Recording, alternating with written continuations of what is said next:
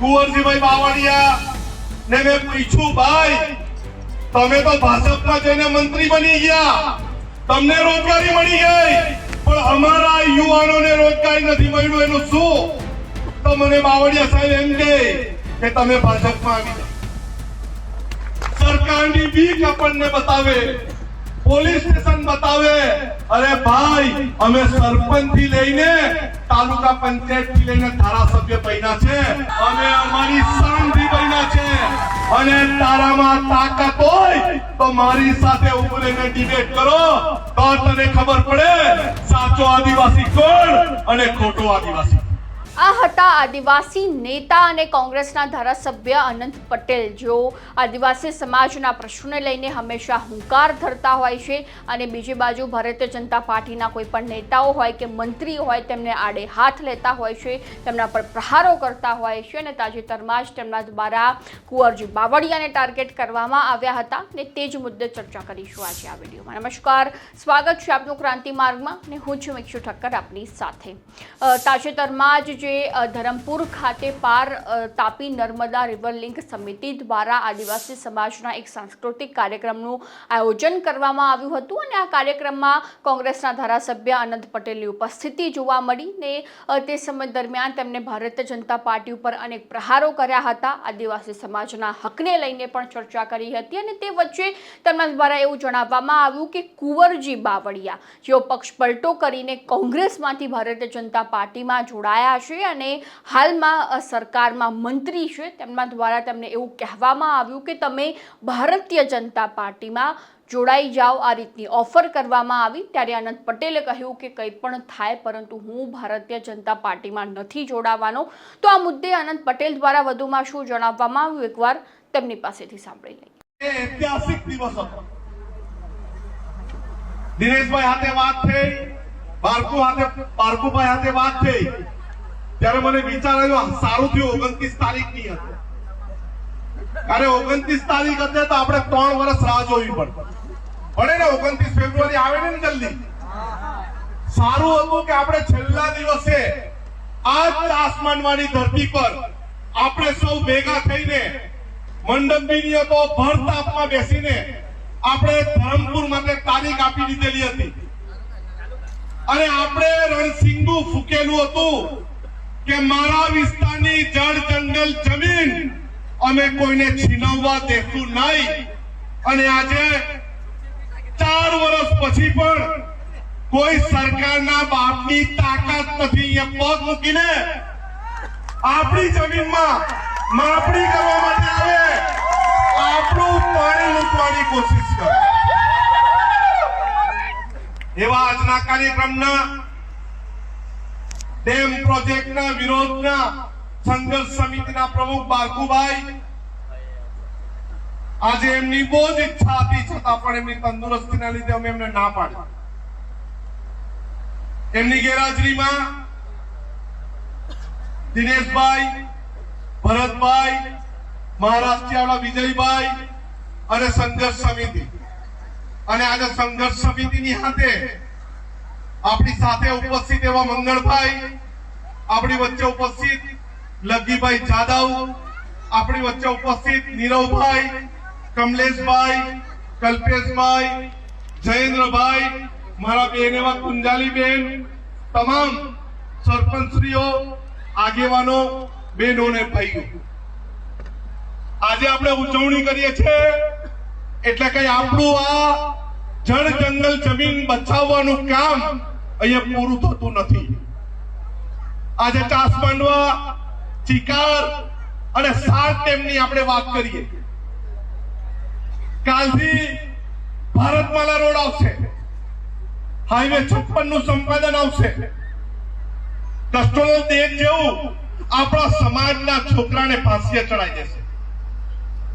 આપણે અટકવાનું એટલે નથી કે આપણે આદિવાસી સમાજ છે, આપણે ભોળા બાળા લોકો છે. આપણે સવારની ચા શહેરોમાં આપણે પૂરી પાડીએ છીએ, સારું અનાજ આપણે ઉગાડીએ છીએ ને આપણે એમને આપીએ છીએ.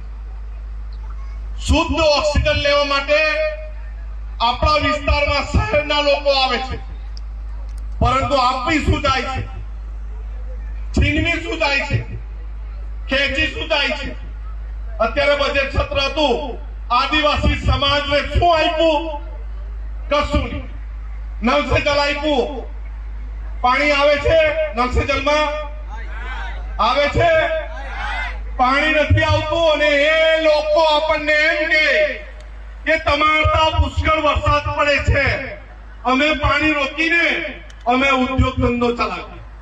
આપણે પાણી આપવાની ના નથી, પણ પીવાનું પાણી હોય તો આપણે આપવા તૈયાર, સિંચાઈનું પાણી આપણે આપવા તૈયાર, પણ ઉદ્યોગ માટેનું પાણી જોઈએ એ અમે કદી કાળે આપવાના નથી અને નથી. અત્યારે જ પ્રશ્નોત્તરીમાં કુંવરજીભાઈ બાવળિયા ને મેં પૂછ્યું, ભાઈ તમે તો ભાજપમાં જઈને મંત્રી બની ગયા, તમને રોજગારી મળી ગઈ, પણ અમારા યુવાનોને રોજગારી નથી મળ્યું, એનું શું? તો મને બાવળિયા સાહેબ એમ કે તમે ભાજપમાં આવી જાઓ. મને બાવળિયા સાહેબ એમ કે, અને તમારા ધારાસભ્ય અરવિંદભાઈ કે તમે ભાજપનો ડબ્બો ચૂકી ગયા. મારે એવા ડબ્બા પપ્પામાં જવું નથી. આદિવાસી સમાજનું લોહી છે, મરશું તો બી આવીએ જ રહેશું, જીવશું તો બી આવીએ જ રહેશું. અને પેલા જુઠાલાલ એવું સમજે કે મારા પરિવારને પોલીસ સ્ટેશનમાં મૂકે એટલે આનંદભાઈનો પરિવાર ગભરાઈ જાય. ભાઈ તારે 7 જન્મ લેવા પડે ને આનંદ પટેલ, એનો આખો પરિવાર આનંદ પટેલનો ગભરાવો નથી, ડરવાનો નથી. ખેરગામમાં હુમલો થયો, હું થયું પડી સમજ. હજુ જેટલો હુમલો કરાવો તેટલો હુમલો કરો. આ આસાનીથી મરવા વાળો આદિવાસી નથી, મારવા વાળો આદિવાસી છે. તમને તમારી માની છઠ્ઠુનું ધાવણ યાદ કરાવવા વાળો આદિવાસી સમાજનો દીકરો છે. ડરવાનો નથી, ગભરાવાનો નથી.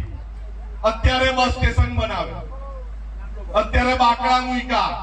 અરે બાકડાને બસ સ્ટેશન થી વિકાસ નથી થતો. વિકાસ ત્યારે થાય છે અને વિકાસના પંથે આદિવાસી સમાજ ત્યારે આવે છે જ્યારે એને દૂધનો ભાવ સારો મળે ત્યારે વિકાસ થાય. જ્યારે એને ડાંગરનો ભાવ, નાગલીનો ભાવ વધારે મળે, શાકભાજીનો વધારે મળે ત્યારે વિકાસ થાય. આદિવાસી વિસ્તારની પ્રાથમિક શાળામાં શિક્ષકો હોય ત્યારે વિકાસ થાય. આદિવાસી વિસ્તારમાં વિજ્ઞાન કોલેજ આવે, પોલિટેકનિક કોલેજ આવે ત્યારે વિકાસ થાય. મારી દીકરી, મારા દીકરાઓને સમયસર શિષ્યવૃત્તિ મળે ત્યારે વિકાસ થાય. મારી બેન દીકરી ધરમપુર, વલસાડ, વાંસદા ભણવા જાય અને એને સમયસર બસ મળે ત્યારે વિકાસ કહેવાય. મારા શિક્ષિત બેરોજગારો યુવાનો, યુવકોને કાયમી સરકારી નોકરી મળે ત્યારે વિકાસ કહેવાય. અમારા વિસ્તારની જળ જંગલ જમીન લૂંટાતી બચે ત્યારે વિકાસ કહેવાય. માત્ર ને માત્ર જૂઠી વાતો કરવાથી વિકાસ થવાનો નથી. આદિવાસી સમાજના દાખલા સરળતાથી મળે તો એને વિકાસ કહેવાય. આપણા આદિવાસી વિસ્તારની છાત્રાલયો સારી બને તો એને વિકાસ કહેવાય. આદિવાસી સમાજની બેન દીકરી અત્યારે મહુવાસમાં થયું, આદિવાસી સમાજની બેન દીકરી સુરક્ષિત રહે ત્યારે વિકાસ કહેવાય. આ જૂઠાલાલની વાતમાં આપણે આવવાનું નથી. સરકારની બીક આપણને બતાવે, પોલીસ સ્ટેશન બતાવે. અરે ભાઈ, અમે સરપંચ થી લઈને તાલુકા પંચાયત થી લઈને ધારાસભ્ય બન્યા છે. તારી જેમ કોઈ મોદી ફોદીના મહેરબાની થી અમે સાંસદ નથી બન્યા, અમે અમારી શાનથી બન્યા છે. અને તારામાં તાકાત હોય તો મારી સાથે ઉભરીને ડિબેટ કરો તો તને ખબર પડે સાચો આદિવાસી કોણ અને ખોટો આદિવાસી. અત્યારે એવી વાત ચાલે કે વાંસદામાં ઘણો વિકાસ કર્યો. ભાઈ, વાંસદામાં વિકાસ કર્યો, કોઈ વાંધો નહીં. અમે 2019 થી વિજ્ઞાનની કોલેજ માંગેલી હતી, અમને કોલેજ આપી છે, પણ થોડા દિવસમાં એવું કે મેં કોલેજની માંગણી કરી.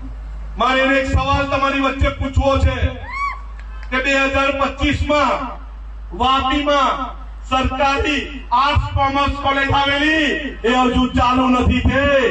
તું એ માંગણી કરી કે નથી કરી મને ખબર નથી, પણ એ ચાલુ કરાવો. ખાનગી કોલેજ કરતા સરકારી કોલેજ આપણા માટે આશીર્વાદરૂપ છે.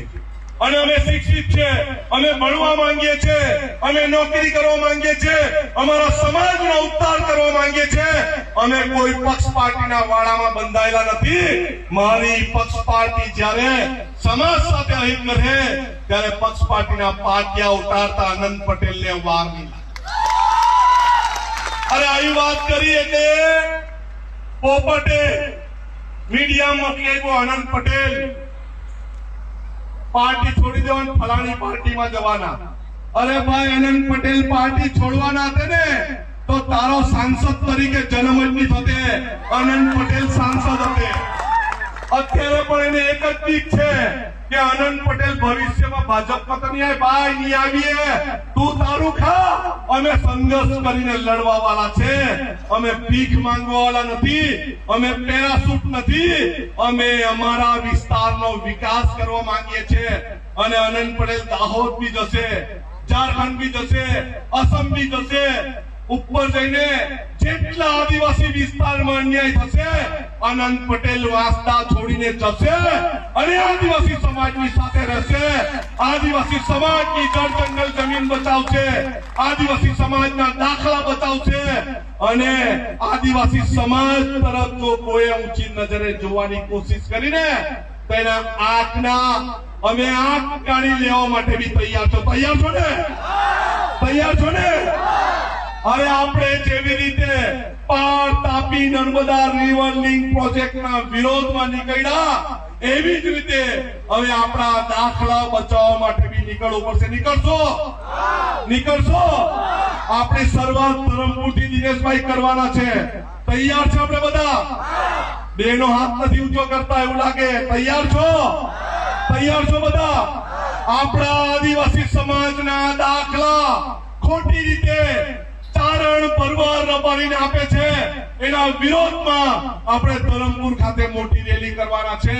અને તમારા બધાના સહકારથી આપણા વિસ્તારમાં કોઈ બી કેમેરા લઈને આવે, કોઈ બી ઘોડી લઈને આવે કે કોઈ બી માપણી કરવા આવે ને એના હાથ ટાટિયા તોડીને ઘરે મોકલવા. હવે બહુ થયું. દાતાના પાડાલિયામાં હું કહ્યું ખબર છે ને? કેટલા પોલીસ વાળાના માથા ફોડ્યા ખબર છે ને? જંગલ ખાતા વાળાના માથા ફોડ્યા ખબર છે ને? આ વિસ્તારમાં પ્લાન્ટેશન થતું હતું. દિનેશભાઈ બોલાવ્યા, આરે કોને બોલાવ્યા, એને કીધું તારામાં તાકાત હોય તો એક બી પ્લાન્ટેશન કર. હા, અમે બી જંગલના રક્ષક છે, અમે તમારી સાથે પ્લાન્ટેશન કરવા આવશું, પરંતુ અમને રંજાડીને પ્લાન્ટેશન કરવાનો હોય એ કદી કાળે અમે કરવા દેવાના નથી. આપણી એક જ માંગણી છે.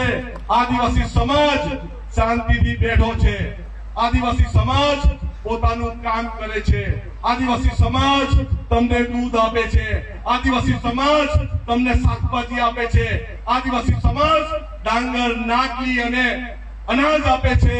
એને છેડવાની કોશિશ નહીં કરતા. નહીં તો હવે અમે નિર્ણય કર્યો છે, અમે છોડવાના નથી, નથી અને નથી. સૌનો આભાર. સૌને જય આદિવાસી, જય આદિવાસી. લડેંગે, લડેંगे और लड़ेंगे और लड़ेंगे. सौने जय जोहार.